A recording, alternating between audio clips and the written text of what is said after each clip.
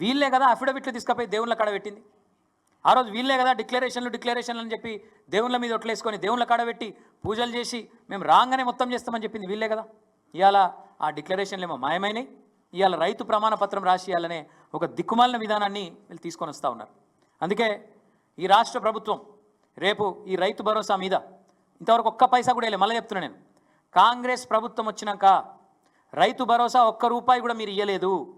ఆనాడు 7,600 కోట్లు వానాకాలం మీరు ఎగ్గొట్టిండ్రు. మీకు తెలుసు, రైతులకు తెలుసు, మీకు తెలుసు, మాకు తెలుసు.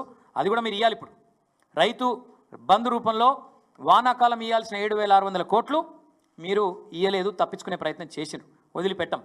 అట్లాగే గతంలో కేసీఆర్ ప్రభుత్వం ఏదైతే 7,600 కోట్లు రైతు బంధు ఇచ్చేందుకు పెట్టిపోయిందో అది మాత్రమే మీరు, అది కూడా 3 నెలల ఆలస్యంగా, అది కూడా 4-5 కిస్తులలో తిప్పించుకొని ఇచ్చిండ్రు తప్ప మీరు వచ్చినాక మీ ప్రభుత్వం మాత్రం రూపాయి ఇవ్వలేదు అనే మాట వాస్తవం.